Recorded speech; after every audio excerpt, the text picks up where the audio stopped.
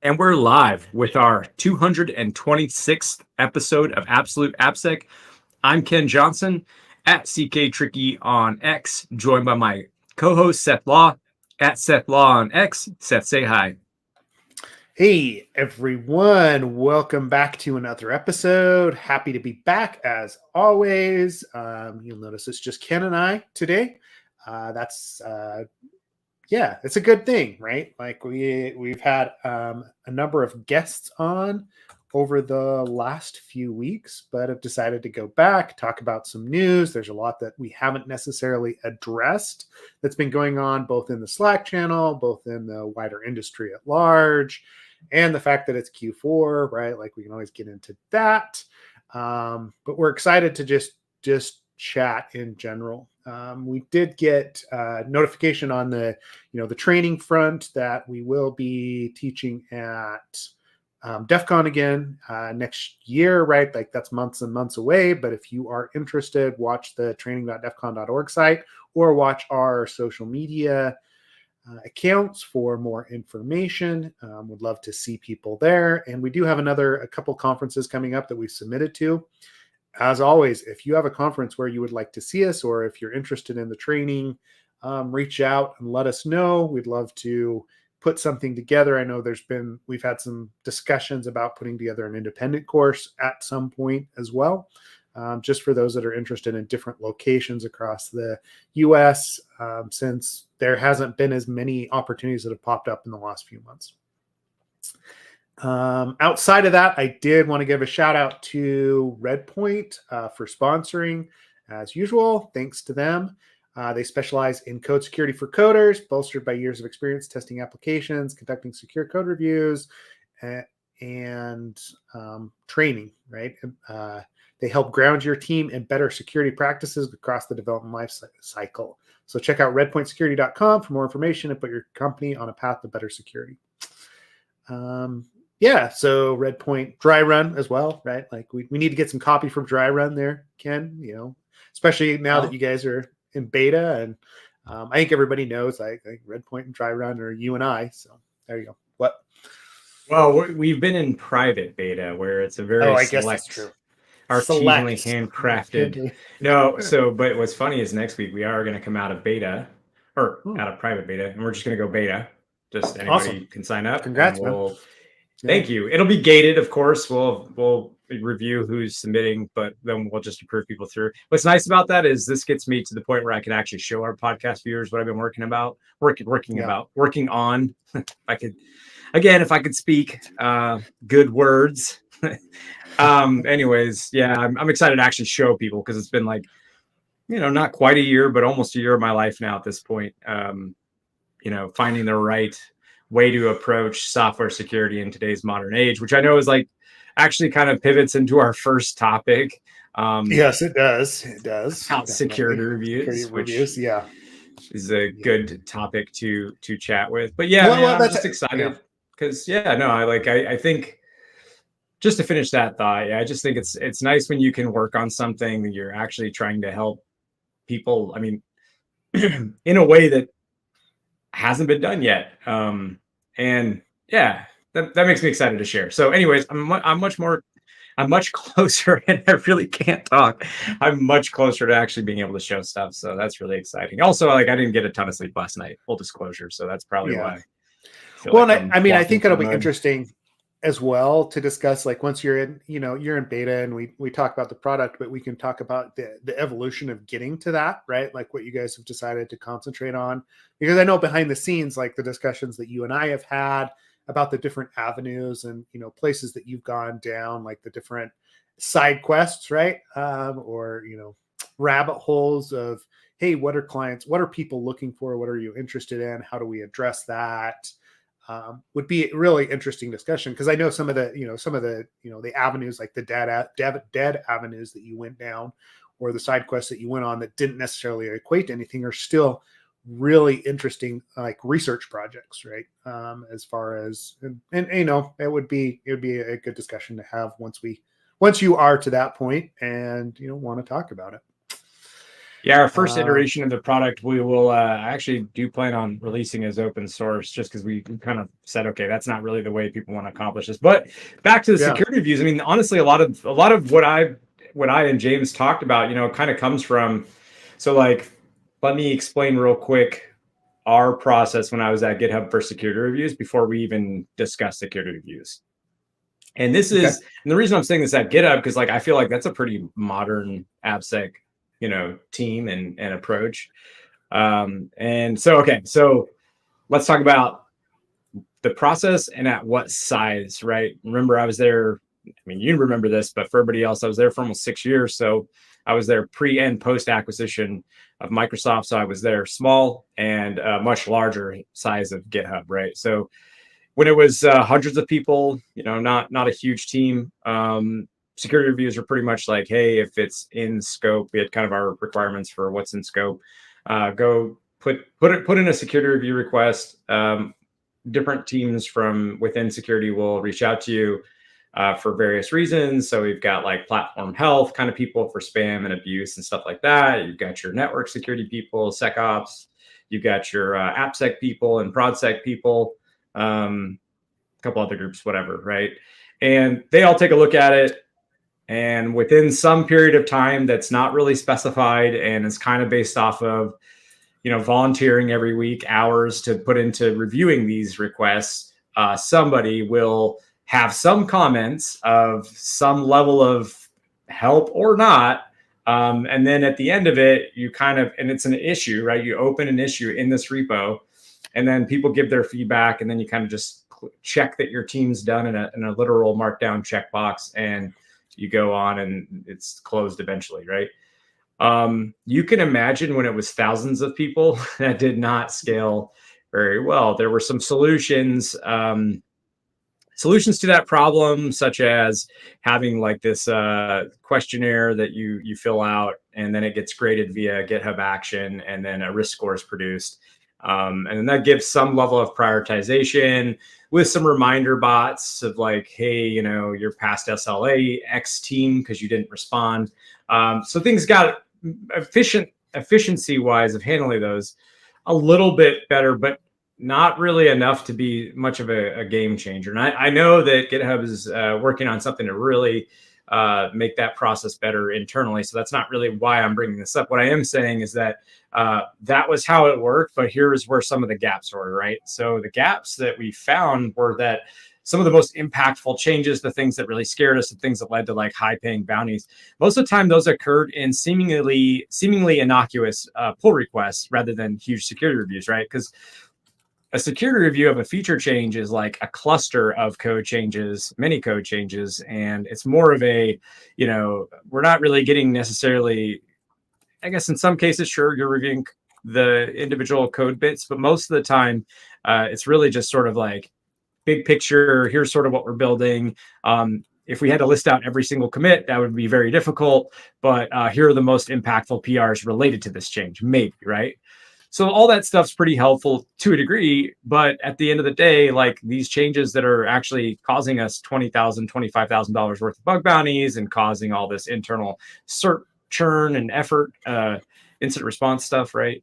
All of that stuff just happens in these like tiny PRs that are never being seen as a security review. So then it becomes a question of, well, what is the purpose of a security review? And that becomes a much more complex question to answer. I think one of the things that would have been nice was, and this was one of the goals that we had stated, like long term at GitHub, we would love to do, is actually, taking into account the risk score of a service in a service catalog, and then saying like, okay, well, you're making changes against this service in the service catalog.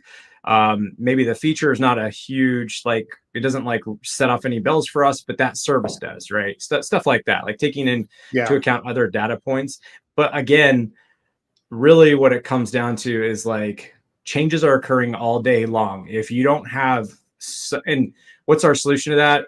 Security champions. Hopefully security champions will see one of the 300 PRs coming across that might introduce risk, and they'll catch the right one, right? Using what? Dependabot, your code scanning like SaaS tools, whatever. That's kind of your canary in the coal mine, right? All right. So that's today's picture for me. I think there were a lot of other issues that I could talk about. The length of time it takes to get through one of those processes, the uncertainty of where you're at and what that means for shipping. I could go off forever on all of the various issues, and I think we probably will. But anyways, that's a background for how we practically applied security reviews at GitHub. Yeah. Well, and I think that's very similar to what Frank has in that article that we posted, right? Like, Frank was a guest on the podcast, a few months ago as well. He's got a lot of good opinions and got a lot of good takes. And he's framing security reviews in a very similar manner, right? The security review is done by an independent team, usually a security team, doesn't scale well. It goes against the principles of what we consider to be, shifting left, because it is taking developers out of their development cycle to actually look at the code. It very much follows a waterfall methodology. And he points out, a number of different items there. Hence the reason that, his inflammatory title to the blog post is actually, let's get rid of security reviews. It's probably more apt to say, let's change our perception of security reviews and what we're trying to accomplish. And I say this even as an independent third party, right? A consultant that's coming in. Most of the reviews that I do are very much in this vein, because it's outside of the normal scope of what a developer is dealing with and what they are doing. And we try to insert ourselves into that process as much as possible. We make it asynchronous. We submit to their, we create issues within a Git repository or whatever it is with the findings themselves. So it's in their normal workflow, but it is still separate from their day-to-day and what they actually do and the risks that we see. We're very limited in scope. So similar to what you're seeing or what you saw at GitHub, where, we know that we're touching authentication and that's a huge thing. Why don't you come and review that?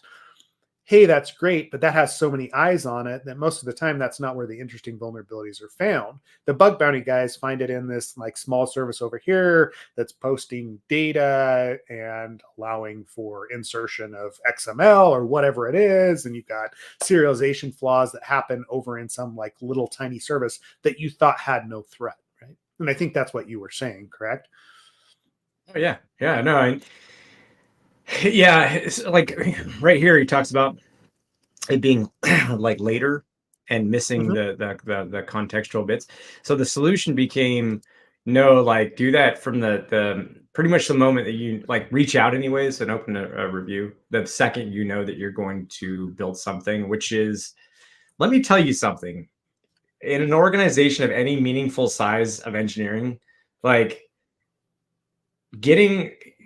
getting a concrete, we are definitely building this in this timeline. It's almost, or at least maybe in that culture, I don't know, but maybe it was just that culture. I don't know. But what I found was you basically, once the application started being written, higher odds that would actually be delivered, or the feature or whatever it is, before it's written, maybe not. Right. And then, so the solution was, if you did come in really early, cool, we would have some sort of tracking issue for you, right? Meaning not the main security review tracking issue. That would be the main one that would branch off into all these various places, which is another problem too, right? The bookkeeping aspect of all of this, that's a frustrating thing in and of itself. But each team, and this is why, each team would have their own separate tracking thing that would relate back to that main tracking thing, that issue. And so then you would say, okay, well, I'm going to assign so-and-so to be maybe, if it's a very large feature or a very new or a brand new application, I'm going to assign this person to be sort of their liaison from the security team. Sounds great in theory, but over time, you end up with resource issues. People may have vacations and be out. And also there's just this need to then constantly check in on those folks. And that can be that can be fine. It can work, especially for very large projects. Usually we'll actually embed a person with them. That's different. But when you're tracking multiple projects, it just becomes sort of a like a reward to like output, right? And it gets a little off balance. But that's for the lucky projects. Most of the projects just end up getting tracked in a way that it's like, yeah, we know this thing's happening. Occasionally we should check in and, yeah, look at if, hey, maybe we need to do a threat model discussion. Maybe we need to do something else. Maybe get with our paved path people and see if there's any paved paths you need to implement into your design. Like there's all kinds of things that you do, but all of it's very human resource intensive and also very difficult to track. So like as an auditor, if you write down that you're doing something, I'm going to audit you to make sure that you're doing that thing. And if any of your documentation isn't up to snuff, and I can pick any amount of samples from wherever that's within scope, you have to provide concrete evidence that everything that you said you do is done. And that's, so there's just it becomes so much work and overhead that it's like, is this actually worth it? What are we trying to really accomplish here? And I think what we're really trying to accomplish is awareness and being involved in the design aspects of this. And then as changes occur, that's the other part, is having some level of visibility into some major changes. The problem is, again, major changes aren't always, and in our case, often weren't the real thing that was introducing a vulnerability. It was some minor change that, to some authorization related file or some configuration and setting, or, some additional case statement and some existing logical conditional, a set of operators, whatever it is. Lots of other markers for risk other than this kind of way of handling it. Yeah. And I mean, part of it goes back to just like a recognition of what the risk of changes are, right? And being able to track that. I think that was the point that you were making. And I think Frank's getting to that as well, right? Like having partners to actually, we think of security review as this like point in time assessment that happens, like it's kind of a gate. When realistically in a secure organization, even like GitHub, there's so many touch points for security, and we're trying to partner with the development organization and make like security champions, security engineers that aren't like part of the security team in order to make security a feature rather than a separate process. And then having the security organization almost just be the auditors to make sure that process is happening and make sure that people are aware of what's going on. But without that recognition of what the threat actually is, we have a tendency to focus, to your point, on the wrong thing, right? Like something that has hundreds of eyes on it. Yes, that's, it's important that we analyze it, but it's almost like we need to start dumping metadata. And I mean, this kind of feeds into what you're doing over at Dry Run, right? But, we've got to feed the metadata around the development process and what's going on with specific developers, specific code, specific, features, and analyze that for threat, as opposed to just like your traditional, hey, we know that this is public, so we're going to have a security review done on it. Or like that's only one point of data that tells us whether or not something is risky. And we have a tendency to ignore, like I said, the rest of that. And I mean, I get that it's hard to understand everything and have the context of the full application as it sits in production or what the code is actually doing. But we've got to get to that point. Otherwise, we're going to continue to have this problem. I think his idea of a security checklist is great for, because like we always say there's no silver bullet. So you have to do a lot of, and that's totally true. You have to do a lot of different things. The security checklist is great because it at least gives you minimum hygiene things. Also, you could say that like for us at GitHub, part of that checklist was like, do you have CodeQL turned on? Do you have Dependabot turned on? Do you have Sentinel turned on? Do you have all these other things that we need enabled and running and giving us alerts and producing what we need? So it's good. We have some minimal kind of baseline stuff, and that definitely helps prevent some level of the stupid kind of stuff from happening. At least you hope, right? I say stupid. I don't really mean stupid. I just mean like simple simple and preventable things. But again, it does not get down to the real meat of what ends up causing vulnerabilities. I feel like this is sort of on an organization per organization basis, even, right? Like, I don't think the types of vulns that say GitHub or a Twilio versus say like a GE or someone else who's producing some apps, and it has nothing to do with any. It's like each company is going to have its own set of things that are commonly introduced, right, as like significant vulnerabilities. It might be like, we do a lot of XML over here, so we have all kinds of XML related stuff that pops in, which is, I know, one of our potential topics for today, RCE and XML, but XML parsing. But over here, maybe it's like, hey, whenever someone touches the REST API, we end up having some authorization related issues.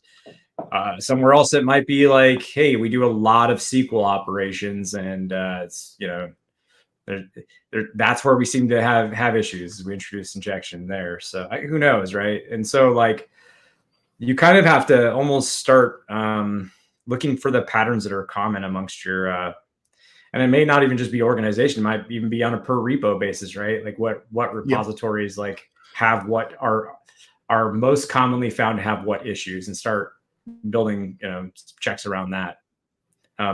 Well, anyways, there's probably a million different ways to handle this, but I think you're really just trying to surface risk, really. Yeah, you are. And I mean, to your point about patterns and trying to identify what's actually going on with a given application with a given code base, right? Like I know you're going down the ML route with that and the LLMs to help identify that. I think about what we do in code reviews in general, or security reviews in general, most of the time. And I was actually like complaining to Ken about this pre-show, right? Like the fact that we have all these assessments and somebody comes in, there's a miscommunication on a timeline for when report delivery needs to happen. That kind of stuff happens all the time. The problem is, like, if it cuts into my assessment time, I have spent in a traditional like code review, say we have 4 weeks on a code review. The first 3 weeks of that code review is a lot of establishing what those patterns are for a given organization, right? And this is one of the things that you'll find with people as they come into the industry. They assume that the first place that they work, that the patterns, the security patterns that are in use or that apply to one organization apply to another one. That's never the case, right? Doesn't matter if they're in the same vertical. It doesn't matter if they're both a bank. It doesn't matter if they've had the same development teams. The risks are different per organization.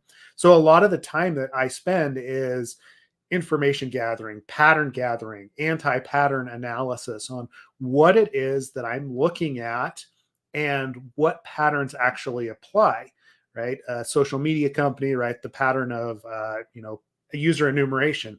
Maybe that doesn't apply for them because they, people share out what their username actually is. Yeah, that is a pattern that has to be recognized. It's fairly easy that it pops up there. But every single time, I have to identify what those patterns are. So I was complaining to Ken to bring it back together, right? Like, hey, we have this miscommunication, means that I need to deliver the report 2-3 days early. That means that all of this good work that I've done in pattern recognition and analysis and getting to know an application almost drops off because I don't have necessarily the cycles or the time to apply that learning and that analysis against the code base, just based on the workflow of what we've been through. Doesn't mean that we won't do it, but it also means that I'm going to have to burn the midnight oil to actually make that happen in a way that it should. And in Q4, that's never a fun thing. Yeah. Anyway. Oh, well, yeah. When they pull the rug out from underneath you, you're just getting to understand the application and you're ready to start really tackling those vulns. Yeah. That's got to be it. That's always a tough thing for sure. I mean, we say it over and over again, and I would agree. Most of the impactful, occasionally you get lucky. I was just telling my son about, because he was asking what I do when I was driving to school the other day, and I was just telling him, sometimes you get lucky and like within the first 5 minutes you find something. I said, but those are few and far between. Most of the time it's hours of painstaking fundamentals, right? Understanding how it works, getting to really getting to know that application similar to like an engineer that would have to contribute to it. At that level, that's really hard. So you do that, and then that's when all the really fun stuff seems to drop off. But it's always at the very end. And I always laughed too, because not early on, right? Because when you're first building out your methodology, you don't really have a methodology. You're just kind of like, I think this makes sense and whatever, and you're going through this. But it's a little in the beginning, it's a little frustrating because like I would find my peers would be like, first day I found I think I found this, I think I found that, and then 3 days later they found jack shit. They wasted a bunch of time. I'm glad I didn't pay attention to what they were doing, because I would have gone off on that same direction, being like, let's figure out we can. And it's like, no, like actually just sticking to the plan and kind of learning everything, and then analyzing where the risk probably lies, and then looking for that is usually the best way to go. So stick to your. But yeah, in the beginning you don't know that, man. It sucks. It's a horrible feeling. Yeah, it is. I don't know like how many times, and I still have to prevent myself from doing it. I mean, we talk about it in the course quite a bit, like going down those side quests, going down those rabbit holes, because, you found something, what was most interesting in the last assessment. But again, this goes back to it, right? Like identifying what the patterns, the anti-patterns are, learning about the application first pays off in spades the last quarter of the assessment, as opposed to spinning your wheels for 3 days or 3 weeks and then, realizing you didn't do the basics. But,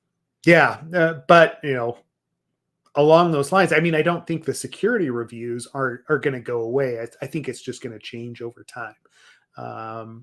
We've already adapted. I mean, we do more nowadays, one of the hot things now is like SBOMs and, reviewing like software composition, like how we're building software, how we're putting it together, what the third parties look like. There's going to be more analysis done on that avenue, but there's also going to be analysis done, across the board on in the code itself, what the patterns are for identifying users, for actually, figuring out how a specific company achieves X, Y, and Z and presents their business and presents that functionality. That's all critical to understanding what the security needs to be, right? I guess, all we're talking about is context here, right, Ken?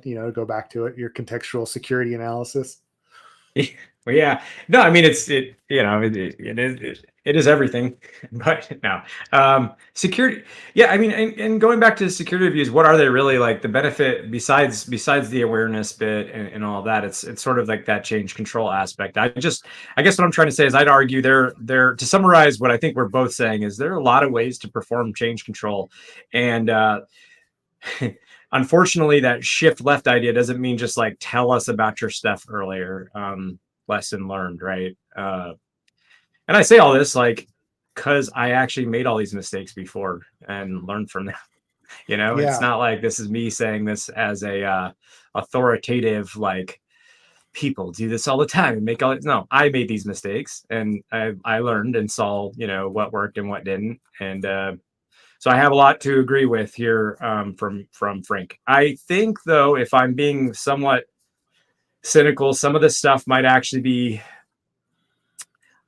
well, it's an article, right? How much can you actually write without losing people? And you have to consider that, right? So this is not a real criticism of Frank, but I will say that some of these solutions that he gets into are a bit, they're kind of like using the term simply or just, right? It's like there's going to be a bit to that may work, that may not. Good example here would be something like having a sister security engineering team or embedded security engineers, or for the middle ground people, having this one specifically stuck out to me, like for situations in the middle, you can embed a security engineer part-time to work with a team, or many companies have a security champions program, right? So I already kind of discussed a little bit about what happens when you embed somebody kind of the time with a team. That becomes like very resource intensive and things it's okay, but it's not it's okay. It's probably of the options better. The worst one I see though is the Security Champions program, and it's only because like I've seen this firsthand, and it really is this like hope and prayer essentially that your security champions are going to at least be able to tell you and raise awareness that there is something that maybe you need to see. The problem is that they themselves have to know where that is, and there's just too much code changing on a daily basis for them to know. I mean, if you use them in the capacity of a big, like, yeah, we're going to build something that, like, I don't know, maybe it's like taking a bunch of user input and rendering it in a certain way, or, you know, hey, we're going to do file uploads. Okay, cool. Those are things you can definitely tell me about. I could also find that stuff out somewhat myself, you know, and there's definitely tooling around some of that. And maybe I could alert you to that and you could alert me. You know what I'm saying? Like it's a little bit of a tough dilemma there with security champions. You know, you're just asking them to be a more effective version of you, with less to offer them in terms of resources and tooling. Yeah, and less experience as well, right? Like, right, that's what you have to make up for with all those other things is the lack of experience, and we can't give them anything. No, and it was interesting. Like we actually had this discussion at the local like AppSec meetup recently. This last week, we were talking about security champions, and we were talking to somebody in an organization who had come up with a novel idea of, guess what? Like, I'm not going to be able to replicate my experience across like all of these different development organizations, but what I can do is I can, you know, especially as junior engineers are coming onto the team and they're getting ramped up, is I can get them to understand very specific and like security controls, right? Like I can be like, hey, why don't you go, you know, document how we use JWTs, right? And just become the expert on that. So you're my eyes and ears for that very specific thing. And then if people come, you know, if you see anything about that, or like there's questions on it, you actually are handling first line of support there. So giving them the ability to use their own research and their own interest in a specific topic to be the guy for cryptography, for, you know, authorization or whatever it is. Or maybe if it's something bigger, he had identified other things. But instead of trying to replicate a full security engineer, it was, hey, why don't you just go like concentrate on this? Maybe you are building authentication routines right now. Go become the expert on that. And anytime that there's an authentication question, we'll field it together, but maybe you'll start because you already know what it is and you're actually in the code. Instead of trying again to, you know, to replicate or to create a security engineer as a security champion on every single team. And I think it's working pretty well for them. But again, that's going to be very organization specific on whether or not it'll be successful. I've had successful moments with security champions. I've had some security champions that were incredible that actually raised issues before they went out to prod, specifically at GitHub. And you know what happened with those engineers? They got promoted, and they kept getting promoted until they led many, many people. And no longer was this amazing person who is still amazing, but that amazing person finding amazing vulnerabilities ahead of time, that just stopped existing, right? Like they're valuable people. They know a lot of stuff. They, you know, usually have very curious sort of mindsets, very detail oriented. Of course, those are recipes for, you know, moving up. So those like, and again, though, even still vulnerabilities got introduced, just happens. Yeah. And it's just, you're relying on a human being to kind of be your eyes and ears, and that's fine. And it works sometimes. And to your point, there are strategies that can be used. And for sure, it's not like the entire thing's a failure. It's just that it doesn't work, I guess, the way I see people talk about it, right? Those security champion burgers, it doesn't work out so easily. It feels like a sprinkling a little bit of magic on something that's actually, and you know, it's like, what do we, to your point about experience, what do we usually do? Hey, here's some training. Here's some secure code warrior training, which I, by the way, love. I'm not at all saying anything about that, but I'm saying like, that's not the same as having, you know, a ton of experience or something like. So I don't know, man, that, you know, like I said, there's only so much you can write in an article. There's only so many caveats you want to put into things like this. So it's not a criticism necessarily. of the article. Overall, I agree. I think it's just that some of these solutions are, in practicality, they don't work out as well as we think they do. Yeah. I mean, it's easy to say, yeah, just set up a security champions program, but actually having that be effective, to your point, it is going to look different for every single org or every single development team that you talk to. And so it's never as simple as the bulleted list. But reach out, see what works for other people. Try. It doesn't mean that you shouldn't try to do it and try to push those security reviews to be more effective for your org. Cool. So do you want to talk about? We got like 15 minutes or so left. You want to talk about that one exploit?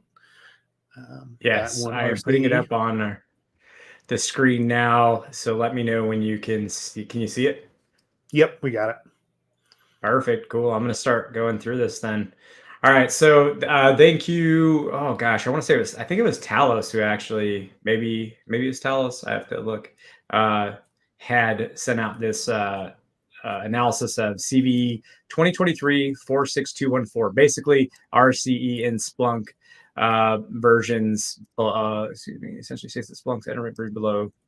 Below 9.0.7 and 9.1.2. In 9.1.2, they introduced the patch there, which is what this article sort of focuses on. Essentially, the author, who is sorry, I had this name memorized earlier and I've already forgotten. Nathan. It's Nathan. I don't know. I forget the last name, but so Nathan's security blog, which we have the link for here, and let me put it. Did you already put it in chat? Yeah, I did. I got it. All right. So basically, Nathan took 9.1.1 source code and 9.1.2 and did an analysis on the diff. So this is the diff that you're looking at right here. Essentially, they added this parse XSL file and validate function. So what this function does is actually it looks at the namespace, and if it has EXSL, it's so hard for me to say this, EXSL, then it essentially raises an exception. You can see that around this line here, and it logs, hey there, Seth. We get some logging, your favorite. Yes. And they return essentially this JSON blob, so you can call parse XL. I'm not going to say that. You could call this function and find out stuff like the output. Is it valid? This is the important one. Is it valid XSL and all that fun stuff. So going down to further in this diff, we notice that they now check if it's a valid XSL doc, and if it is, it'll do all the things it was doing essentially before, and otherwise it won't, right? And we'll have a 500 response. So the question becomes, what is this EXSL namespace? What does it do? There was a 2015 presentation. Gosh, I got to pull up their names, but it was some students actually. It was a research paper. Let me share this tab instead real quick so you can see their names, and then we'll go back as soon as it loads. Emmanuel Duss, and hey, do you want to say that last name? I'm sure you know that better, Seth, than I do. Roland. You still with me, Seth? Bischofberger. You're just gonna let me just try to. Sorry, I was on mute.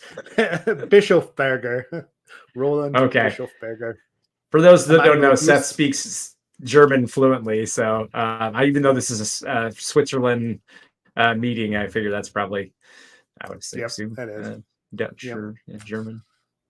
Cool. All right. So they have this whole thing, and it goes into it's from 2015, and how do you actually exploit EXSL? What it basically comes down to is that you need to be able to, or actually that you can write to a file. And that's kind of the weird part here, is it becomes a question of, if I can write to a file, how do I actually execute? How do I actually make that an RCE? So getting further into it, he starts to play around with a proof of concept. So this proof of concept essentially reads this XSLT, does a transform on that file, and he wants to see if it'll allow him to create a file. He tries to create a file. Nathan hacked u.txt, and it works. Cool. And what he did was he put an href value of a local file name with a method of text inside the EXSL tag. So that's kind of how he exploits it, right? Now he can create a file. This is great.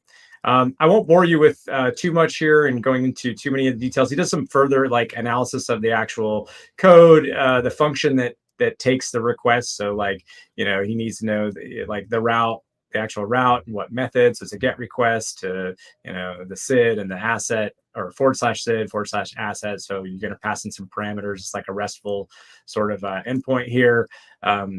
You know, a few other details that you can read further down here that are important, but basically it tells them how to actually, you know, format the request, and also how to configure Splunk so that it's actually vulnerable. I think you actually need enable search job XSLT to be true in the Splunk config, but by default it is true. So cool. He's got some details on how to actually format the request and what the conditions are for exploiting this. So then how he turns this into an RCE is he goes down to, what is it? There's actually like a home. Yeah. So there's under Splunk home, there's a /bin/scripts directory. Anything written in there can be run by the run shell script. So pipe run shell script and the script name from Splunk. And so when you obviously execute that file, then you can get your reverse shell and you have your remote code execution. So the rest of it's pretty much just him showing sort of how to actually trigger that file that he's written. Kind of see some responses. You see this loading there, and down here he does a netcat shell. And you know, runs it here and points to his attacker address, and boom, he's got a reverse shell on Splunk. So that is in a nutshell, yeah, how it works. Yeah. Is there anything else I should mention there, Seth, or any questions? I'm gonna go to the comments here. See. Yeah, I mean, the biggest thing is like. This goes back to what we were kind of talking about previously, that exploits happen, right? And software vulnerabilities happen. I mean, Splunk's been around for how long, right? This code that's running in this instance is probably really quite old and has had multiple security reviews done on it. And so, like, you know, you shouldn't be surprised when new things pop up, when new analysis pops up. And I was trying to remember, you know, on his post here, he's doing this analysis. He did this after the fact, after after Splunk had released the patch, correct? I remember right. Yeah, yes. So this is post Splunk acknowledging that they have the RC, putting out the CV and posting the patch, or like updating with the patch version. Yeah. Okay. So he got a hold of the patch version, yeah, to do this analysis. To do the analysis between the two different, and that's what I love, is like actually looking in the source code review. We don't get a lot of this because a lot of patches that go out, especially for, you know, Mac OS or for Windows or whatever, like most services, we're talking about binary patches. It's a lot harder to actually pull this apart without, you know, being a binary expert. So the fact that we're looking at Python in this case is fairly interesting to actually see what's going on. And it's a very good kind of story of how the exploits happen, how patches happen, and, you know, the analysis that you can actually do when you have access to that code and that level of detail for the vulnerability, right? I don't know, right? Like XML is always a dangerous thing. Other than that, right? Like, I don't know if there's much else there. I mean, were you surprised by anything in the exploit, like how it actually worked? Not at all. By the way, the last name, I believe, of Nathan is actually in the URL. That's what I was trying to. That's where I believe I got it from. So that I don't know how to Horn-Sirik. I don't know how to pronounce that. In any case, nothing surprising. Like, it's just kind of funny to me that an 8-year-old, XML is just the gift that keeps on giving. That's the only note I have, because it's a 2015 paper on, oh yeah, if you find that something's allowing the XSL tag, like, okay, cool, here's how you actually could exploit that, right? It just cracks me up. Like, some of this software, I don't know. Some days it cracks me up. Some days it's not funny at all. But just depends on who's being impacted and with what my mood. Yeah. But I mean, this goes back to information gathering about the targeted platform, right? I don't know. Like I harp on this so much, but most of the vulnerabilities, like the really impactful vulnerabilities that I find in applications, are usually because of issues that have existed for years, right? We'll talk about, like, okay, you didn't update a specific software package, or we know that it's out there, but me understanding that you are using some version of Pega or something like that tells me that there's a dashboard available that is never well protected, right? And digging into the documentation and what else is available about XSLT in this case, or about the platform that you're looking at, pays off in spades when you're looking for vulnerabilities and trying to secure software, because that's where developers often fall down. And it's not because the developers don't want to write secure code. It's often because they just don't know, right? They're trying to push features out. They're trying to push an application out the door. They're doing that as quickly and as efficiently as possible, which doesn't always translate to, hey, I'm going to go look at all of the security implications of using XSLT, right? That's your job as a security engineer, as a security reviewer, is understanding what the implications of the wider framework is, of the wider environment that application is being deployed in.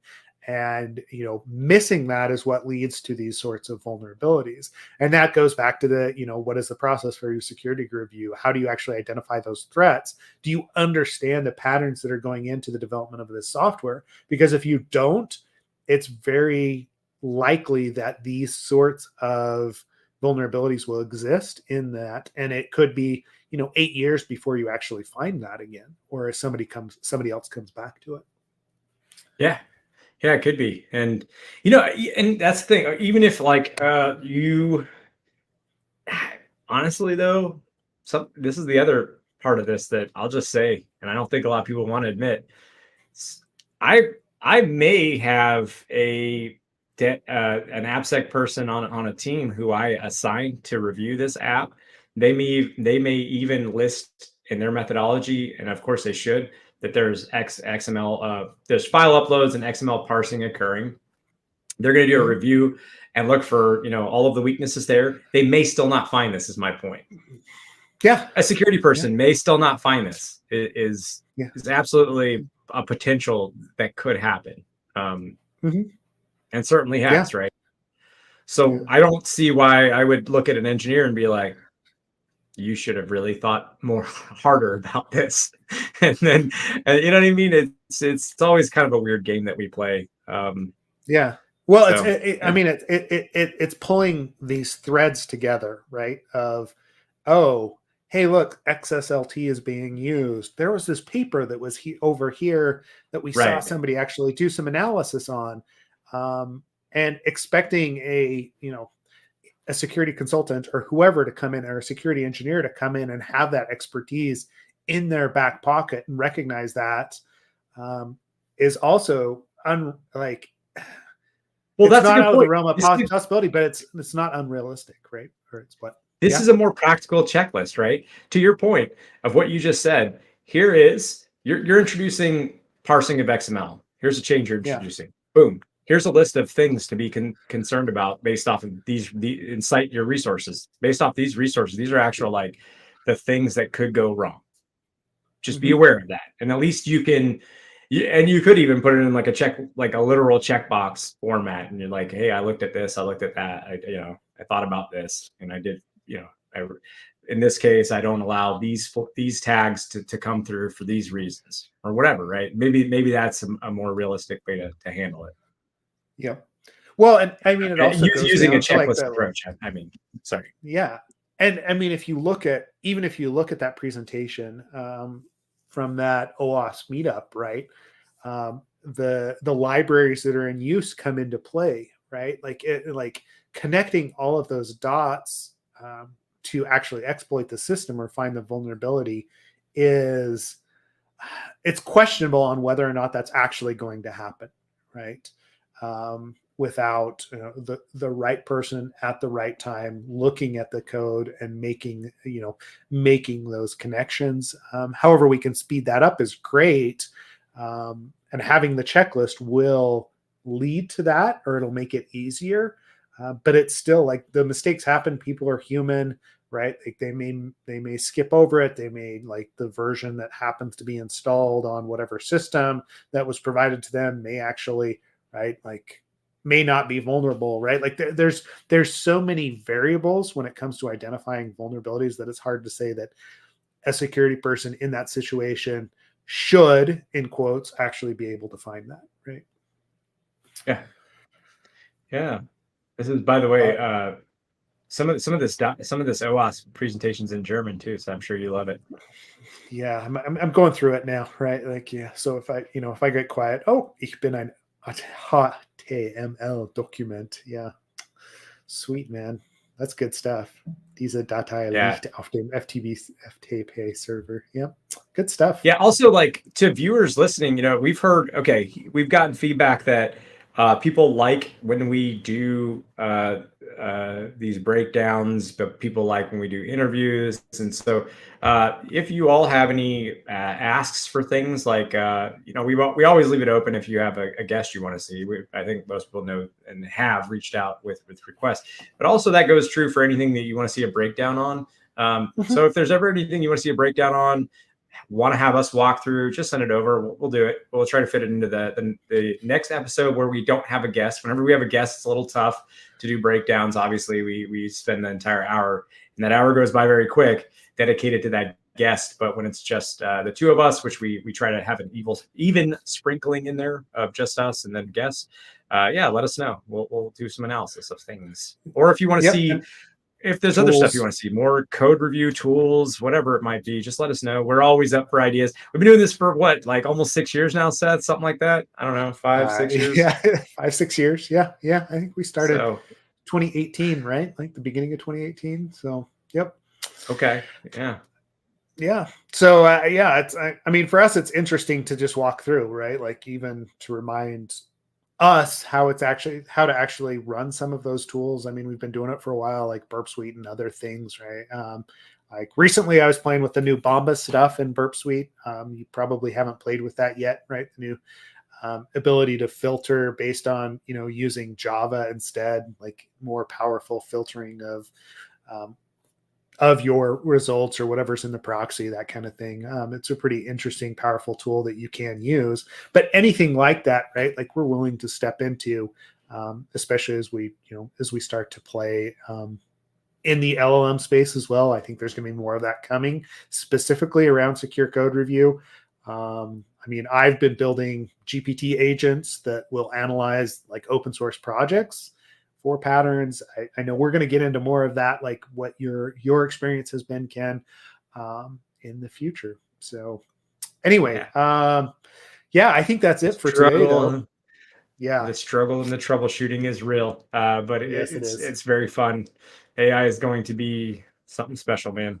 All right. But yes, all right. Yeah. Just to summarize, almost 6 years on the air. We're never going to complain if more ideas of things to do on the podcast come to us. That's what I'll say. Yep. So cool. All right. Well, thanks everybody for joining today. Join Slack if you're not in there already. We'll continue the conversation there. I know Talos was already posting some stuff about security reviews, and we'll continue the conversation. And otherwise, we'll see everybody next week. Thank you. Thanks.